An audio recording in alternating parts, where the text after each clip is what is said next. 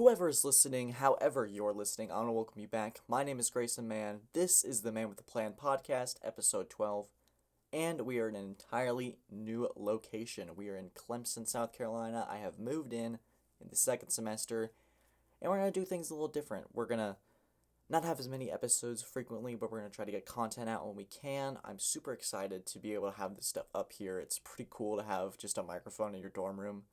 It's pretty wild. Today we're going to talk about the NFL coaching hires. I want to rank them in my list of importance, like craziness, wins, probability, all that crazy stuff. We'll just rank them 1 through 4. That'll be Urban Meyer, Staley, Arthur Smith, and Robert Saleh. We're going to do the divisional impressions. I didn't get to watch as much because some crazy stuff happened this weekend. Some personal stuff. My sister and her now fiance got engaged. Logan and Reed, if you're watching this, congratulations. It's been on the writing on the wall. It's been there a long time. I am super excited for you guys. And it was just a great weekend. Moving in, sister getting engaged. So I didn't get to watch the games as much as I wanted to in depth, but I have some impressions, some things I want to talk about. And then we're going to preview the conference championship games, the Chiefs and the Bills, and then we got the Packers and the Bucks. So for the NFL coaching hires, it's been crazy. Normally I'm like, if I wasn't doing this, I'd just be surfing through the social media and being like, oh, okay, this guy goes this place, this guy goes this place. Hey, Dad, hey, McGregor, what do you think about this? Who do you think will be successful? Who do you think will be fails? But this year's a little different. We got to take a look and go in depth. So we're going to go 1 through 4. We're going to start with 4, that being like those higher than I'm most worried about, and I don't think it's going to go as well. And then we'll take a look at them next year and see was I correct. Excuse me, just had a moment there. All right, so we're going to start with number 4, and I think that's going to be Arthur Smith of the Atlanta Falcons. I think Atlanta went super safe on this hire. Arthur Smith, the offensive coordinator for the Tennessee Titans, I just don't feel as great about it. Normally, NFL coaching hires, they stick, they're exciting, they're full of energy, and I'm just like, I don't really know. Atlanta's going too safe on this hire. There's people like Eric Bieniemy for the Chiefs that I feel like would be a really great fit for this team. But I guess they wanted to find someone that was a more balanced approach. He's the guy that revived Ryan Tannehill's career, gave Derrick Henry the resurgence. He's King Henry, back-to-back 1,000-yard seasons, and back-to-back rushing titles. Mind you, Derrick Henry rushed for 2,000 yards this season. But Tennessee, under the reign of Arthur Smith as the offensive coordinator, hasn't been very consistent. You've seen him have fantastic games, and then you've seen him have some games where you're like, man, Tennessee doesn't look really like a playoff team. So I think that for Atlanta, if they can find a guy that can put a good staff around him and finish games, if Arthur Smith wants to come in there, not trying to do a culture overhaul, but just tell him, we got to finish games. We are 3 or 4 games away. If we had just held on to this lead, we'd be competing in January. That's all they need to really do. So that's Arthur Smith at number 4. For number 3, I'm going to go with Brandon Staley for the Los Angeles Chargers. This one to me was also like, I didn't really know who the guy was at first, but if you look at the statistics, LA was ranked first in defense. The Chargers just need a guy like Atlanta who can preach finishing games, and you just need a guy that, under that McVay tree, he's sure to find a couple staff people, that's crazy, a couple staff members that can get Herbert the right offensive coordinator, and just competent coaching. Anthony Lynn, in big situations and big games, he struggled with his play calling. He couldn't get his guys in the right position to win, and that would often result in blown leads. So I think Brandon Staley ranks at number 3. And at number 2, we're going to go with Robert Saleh to the New York Jets. Even though this isn't the top hire in my mind, this is my favorite hire. I think New York hired a guy with a lot of passion and energy. And when you're in a big market like New York, you need passion and energy to drive things home, to make sure that you guys, no matter what, there's going to be some growing pains. Saleh's going to be that guy that brings that passion. And he's going to bring a fantastic staff. He's going to bring the passing game coordinator for the 49ers. Maybe this benefits Darnold as a guy who's got some structure, come from a Super Bowl winning franchise. A lot of good things for the Jets going forward. They got good draft picks. They got a lot of cap. The salary cap, I mean. So there's a lot of good positives moving forward. They just need a guy with the right direction.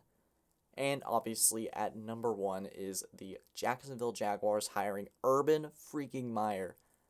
Whoa. That's a little crazy if you think about it. I saw a lot of rumors about Urban Meyer, and I was thinking, there's no way. There's no way. Urban Meyer, he's got a great job with Fox. He's an analyst. He's done this coaching thing. He's won multiple national championships. What does he have to prove? In the NFL college transition, it hasn't been pretty for a lot of people. Nick Saban, most notably, couldn't get Drew Brees on that roster, and, well, it worked out for him. He's won 7 national championships. But I think Urban Meyer, there's a lot of good things going for Jacksonville. Obviously, you have the number 1 pick. What does that result in? Trevor Lawrence. I think that was a big selling point for Jacksonville. Like, hey, we have the pieces, Miles Jack, Kayla Chaso, DJ Chark, James Robinson. We just need a guy to put it all together. Urban Meyer could attract a lot of free agents, a lot of Ohio State alums. Maybe they're not excited with where they are as part of their own franchise. Maybe they move forward, like Terry McLaurin. What if the Washington football team takes a step downwards? Urban Meyer's successful in Jacksonville. Let him pack his bags and head down there. It's a great place to live. I know a guy that lives there, and his dad lived there off-time, part-time. Shout out to them if they're listening to this. Mitchell Bishop, you know who you are. We need an interview sometime, all right? Jacksonville Jaguars, number 1 pick, Trevor Lawrence, Urban Meyer. That seems like a fantastic duo to rebuild the Jacksonville Jaguars franchise.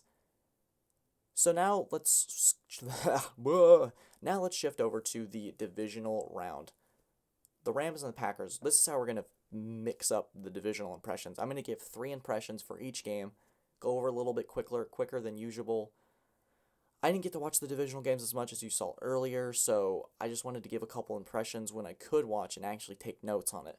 So let's start with the Rams and the Packers. My first impression, the Rams are super limited on both sides. Jared Goff, there's not like a certain it factor to him. It seems like he's lost a lot of confidence, and the more reports come out, he was really unhappy with the way that they handled the quarterback situation before the Seattle game. He feels like he should have been the guy to play. I think that the Rams are super limited. Maybe Goff can work it out. And they were just limited on defense, not in terms of skill. But Aaron Donald was banged up. I don't think he played a good majority of the snaps. And when you can't get pressure on Aaron Rodgers, it leads into my second impression, which, number 2, the Packers are having some fun. You saw the shot of Aaron Rodgers smiling as he's looking down the defense, checking his reads. I think that's demoralizing if you're a defense, just seeing other quarterbacks smiling and popping conversations when he can. The game's so slowed down for him that's just, he's having a good time. There's no pressure. There's no worry. He's going to the NFC Championship. He's hosting it. The path to the Super Bowl is in his hands. And number 3, the Packers are more creative than I expected, or I gave them credit for. There's a lot of motion with their offense. Matt LaFleur, it's a very complicated offense. There's a lot of checks, motions, a lot of things going on at once. And if you're a defense, you got to be really disciplined to be able to pick up on all the little things that are happening. You got to be a film junkie, and hopefully Tampa Bay can see some of that stuff. Moving on to the Bills and the Ravens, my first impression, Buffalo, there are cracks in the armor. I was really high on Buffalo, my AFC favorite. I'm not going to shy away and just move away from Bills Mafia. I'm sticking with them throughout the Super Bowl run until they play Tampa Bay. My prediction at the beginning of the playoffs was Buffalo and Tampa Bay. I'm close, but Buffalo's run defense and the run game especially, it revolves all around the run. The Ravens were gashing them 10 yards, 5 yards. When they could get stops, it was really good because then they could get Lamar Jackson. He's limited. He's not able to throw those great passes like some of those quarterbacks. And their own run game. Zach Moss, Devin Singletary, they only picked up 30 yards on the ground game on Saturday's matchup. That's a concern when you're trying to play a Chiefs team that scores like this rapidly. They can do it whenever they want. They can flip that switch, whether it's going to be Chad Henne or Patrick Mahomes. It's going to be crazy. Number 2, Stephon Diggs elevates this team. It is absolutely insane. Every time there's 3rd and 14, he's wide open. He always is knowing how to find the cracks in the defense, the cracks in the zones. It's absolutely insane. Number 3, Lamar's playoff struggles. Lamar's now 1-3 in his 4 playoff games. They're averaging 13 points a game they're averaging 13 points a game in the postseason, whereas they average 30 points per game in the regular season. There's some questions that Baltimore's going to have moving forward. How do they handle their quarterback situation? It'll be very interesting to see if they extend Lamar Jackson. A lot of people were saying, hey, they won his first playoff game, they got the monkey off his back. Let's see how it happens moving forward. But it did not look pretty. It looked like the same old struggles that Lamar has. Can't push the ball down the field. Maybe you get a couple receivers to elevate that receiving room. It's not one of the best in the league, and that's really key to why Lamar struggles. Let's move on to the Chiefs and the Browns. My first impression, number 1, Andy Reid is one of the best play callers of all time. You can't tell me that any other coach had Chad Henne in there, and they're zipping the ball all over the place. I mean, Chad Henne, He's in, and I'm watching. There's no way they're going to run this. 1st and 10, chuck it over down the field to Tyreek Hill. Like, why not? Andy Reid's got the biggest guts in the football league. It's insane. 4th and 1, there's no way. You got to punt that. You got to give your defense a chance. They go for it, and they throw it to Tyreek Hill. There's so much creativeness. There's so many places that Andy Reid finds on the field that are going to be wide open. He is absolutely insane. It should be recognized as one of the best play callers of all time. Number 2, the Browns need a pop play receiver. They need a top guy, whether that's going to be Odell Beckham Jr. or someone else. They desperately need that big play. They keep going on these 12, 13 play drives. They can put it all together, sure, but they need that freebie every now and then to help them, to elevate that offense, to give them an element of surprise. You can't run it to Nick Chubb, run it to Kareem Hunt, check down, check down, check down. It just formulates into something a defense can stack the box, play 5 yards deep, and cover your entire playbook. Number 3 is the Chiefs' speed. This is like, duh, but the Chiefs are just so fast. Tyreek Hill against those Browns DBs, it looked like a varsity player going up as a JV player in football practice after school. It was absolutely insane. They're flying down the field. Even Travis Kelce, he is faster than I give him credit for. It's wow. I don't envy those DBs trying to cover those guys. Let's move on to the Buccaneers and the Saints. My first impression is Drew Brees. He's there mentally, but he's not there physically. You could see on a lot of his throws, he had the right read. It's just that his body can't push that ball enough anymore. I think that it takes a really strong person mentally to be able to tell yourself, hey, I'm not all there anymore. I can't do what I used to do. A lot of props to him on being able to figure that out, get things going. It's just it's a tough way to see Drew Brees exit in his career. 3 interceptions. It just wasn't pretty to watch, and you hate for that to be your final game. If that ends up being his final game, then what a career he had. Hall of Fame for sure. First ballot for sure. Number 2, Tom Brady's greatness. He's going to play in a conference championship in 3 separate decades. That is insanity. I mean, he's been in more conference championships than years I've been alive. It's ridiculous. I'm 19. I think he's been to what? He might be a year off or something. And at number 3, the Bucs defense, their make or break. If they are playing on all cylinders and hitting hard as they used to, getting turnovers makes Tom Brady's life a lot easier. That's a Super Bowl winning team. That's a Super Bowl winning formula. When I return, we're going to talk about the conference championship games, give a quick preview, and we're going to do some channel preview, like how we're going to do this moving forward. This is Grayson Mann, your MWP, and we'll be right back.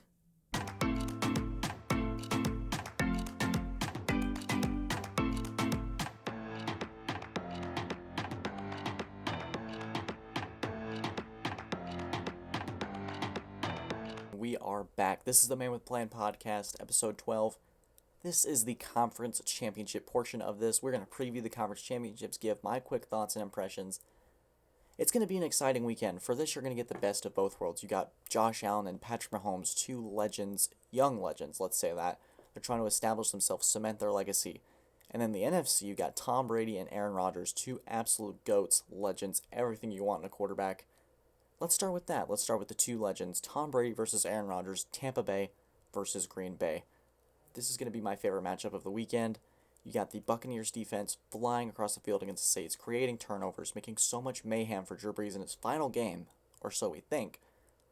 And I think the difference for Tampa Bay is, are they going to be able to handle the motion of Green Bay? Green Bay is so creative on offense. Matt LaFleur, it kind of makes Mike McCarthy look foolish. Aaron Rodgers, they kind of had up and downs before Mike McCarthy was let go. Matt LaFleur, 2 straight 13-3 seasons, 2 straight NFC Championship appearances, and this is actually Aaron Rodgers' first home NFC Championship game. That's going to be huge. The city of Green Bay, it's going to be insane. I don't want to see the city of Green Bay, but nonetheless, Green Bay is going to have so much riding on this. Aaron Rodgers is in control of his own destiny for his 2nd Super Bowl title, and Green Bay, the story all year has been Jordan Love drafting his replacement, saying, Aaron Rodgers, we don't think you're the future for going forward.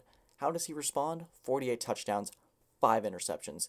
An absolute monster season, MVP season, and he's going to look to cap it off with an NFC Championship. I think for this, though, Tom Brady makes the difference. He's made the difference all year with Tampa Bay, showing you why he got divorced with New England. He has his weapons, he has his coaches, he's got everything he's wanted, and he's put it all together. It'd be an absolute disaster if he got everything he wanted and then went 7-9 and missed the playoffs. I can't imagine being Belichick right now watching Tampa Bay win playoff game after playoff game, and just seeing that success unravel. It's not probably pretty to watch. I think that the running game for Tampa Bay is going to make a huge difference because Green Bay did get gashed this last weekend. Cam Akers had some good runs, got the offense going, got Jared Goff comfortable. If playoff Lenny, as they like to call it, gets started, gets going, it's going to be a long night for Green Bay because then Tom Brady's going to get comfortable. He's going to start to relax, get his team relaxed. The big thing about this is, while Tom Brady's experienced, he's this big guy, Tampa Bay hasn't been in this situation in 18 long years. It's going to be a real leadership standpoint. Which quarterback can step up for their young team? Tampa Bay's a relatively young team besides Tom Brady, who's 43 years old. You might even say 43 is old for Tom Brady. He might be playing in his 60s. He's that good. He's got zip on the ball still. It was really apparent which quarterback needed to retire and which quarterback was moving forward. Drew Brees couldn't place ball in certain areas, and Tom Brady was zip, zip, zip, zip. It was absolutely ridiculous. And for the Buccaneers, Cameron Brate was their leading receiver last weekend. If Mike Evans or Chris Godwin or even Antonio Brown, who might be hurt, steps up, it could be chaos for Green Bay. I'm going to take Tom Brady in this game. I don't want to bet against him at all, especially when he's on this sort of mini revenge tour. It's a season of revenge tours, isn't it? I got the Buccaneers winning 28-24. Now let's move on to the Kansas City Chiefs and the Buffalo Bills. This is going to be Mahomes or Henne versus Josh Allen. I think that with the Chiefs, they're going to be in this game no matter what. Andy Reid is such a fantastic play caller. He sees the field so well. He sees what defenses are bringing to him. And there's always, I feel like when I'm watching Kansas City, there's always somebody wide open by like 10 yards. The receivers are so quick. They can create so much separation. It seems like Travis Kelce is always open in the middle. I think for Andy Reid's offense, it's always about giving his players options. Like, if you see this, do this. If you see that, go this way. I think that's so creative, and Andy Reid deserves so much more credit than he's getting. He's been to 3 straight AFC Championship games. He's the only coach to go to back-to-back-to-back championship games twice with 2 separate teams, that being the Eagles with Donovan McNabb. That is crazy. Now let's talk about Josh Allen. Of course, the Buffalo Bills beat the Baltimore Ravens 17-3, but there were some cracks in the armor. I think Buffalo, for them this game, they need to get the run game going. They need to get their run defense. They need to straighten that all up, and they'll be that complete team again. I think Buffalo, the more we watch them, the more we start to see cracks in the armor, the more flaws we start to see. It's like you think a perfect relationship starting out, and then 6 months into it, 7 months into it, you start to see cracks, and you have to decide, is this relationship worth it, or am I going to stick through it with the flaws regardless? Can we put together the perfect relationship? I think Buffalo's capable of putting together that perfect relationship. They are such a great football team coached by Sean McDermott, who's able to put together so many different things. Buffalo's been on the rise for the last couple of years. And I think you got to credit that to their defense and Stephon Diggs, who might be one of the best receivers, if not the best. He's always found a way to get Josh Allen comfortable, find the open hole in the zone. I think that's also a credit to Josh Allen's maturity, his progression as a quarterback, is having that security blanket. They have that pop play. Stephon Diggs is so electric on the receiving end. Buffalo can go all the way, but can they put it all together? I think if Mahomes is in this game, unfortunately for Buffalo and the Bills Mafia, there won't be any table breaks this time. The Chiefs are going to take y'all down 34-27. But if Chad Henne ends up playing on Sunday, I think the Bills can squeeze out a win 31-30. I had 2 different scores down just in case. We don't know if Mahomes is able to play yet, but I think it could be really close. This concussion protocol thing, we're going to see, is he able to pass certain things? Is he going to feel okay? He took a nasty hit. I really hope he's okay. It's better for the league if we can get the 4 best quarterbacks playing this weekend. All right. Before we end this, I just want to say thank you guys so much for the support. It's going to be different for these next 3 months. My classes start Thursday. It's going to get really hard to get content out, but I'm going to be pushing for it. I'm going to keep working. Y'all's support means the world to me. The more we keep doing this, the more y'all keep putting it out there. We're going to do great things. I'm so excited to see where this goes. This is the Man with a Plan podcast. My name's Grayson Mann. Thank y'all so much for tuning in, and I hope you'll have a fantastic day. And as always, take care.